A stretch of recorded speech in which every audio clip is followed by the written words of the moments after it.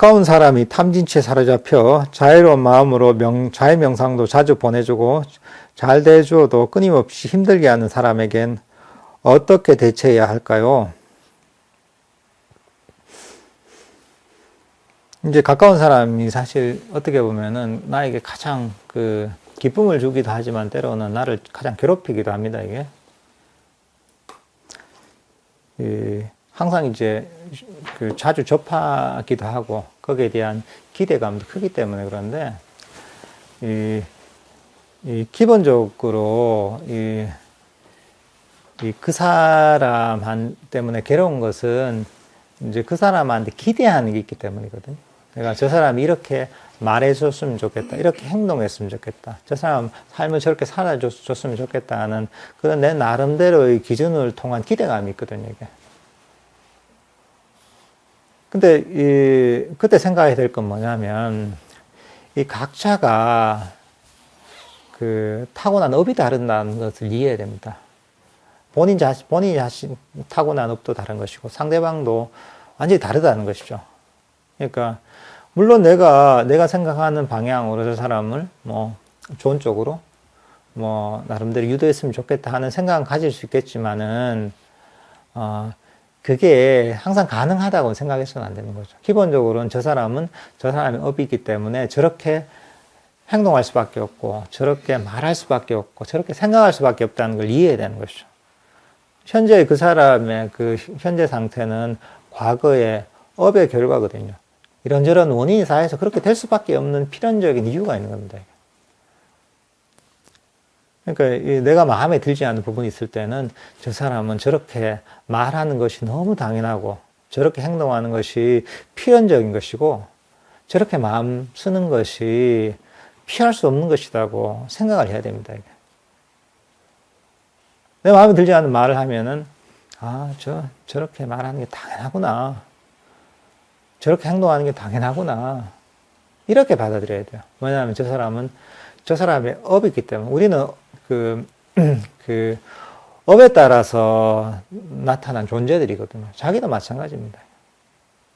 그러니까 그걸 인정을 해버려야 돼요. 저 사람이 저렇게 행동하고 생각하고 이런 것들은 너무 당연한 것이다, 이렇게 받아들여야 됩니다, 이게.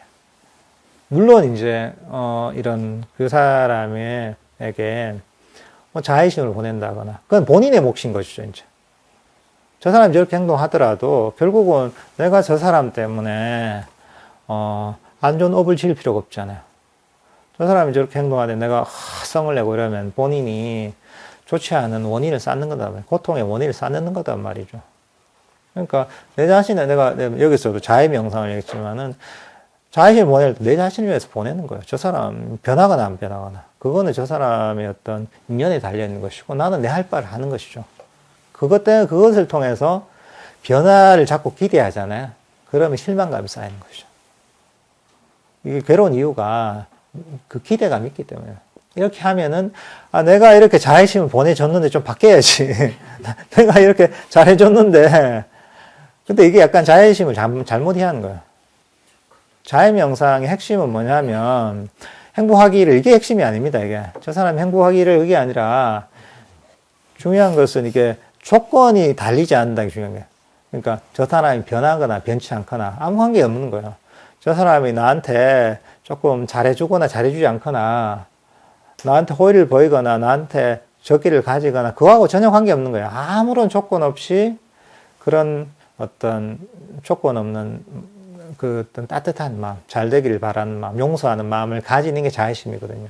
그러니까 반대급부를 바라는 거는 자의 명상의 본질하고 굉장히 멀어지는 거예요. 아무 반대급부 없이. 근데 이게 남을 위한 게 아니라 자신을 위한 겁니다. 그렇게 하면 자기 자신이 마음이 편안하거든요. 저 사람은 그래도 나는 괜찮거든요.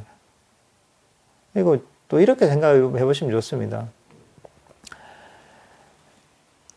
아니, 본인을 한번 보세요. 본인을 보면은 본인한테도 안 좋은 습관 있죠, 그죠? 사람마다. 잘 고쳐지던가요? 안 고쳐진다고요.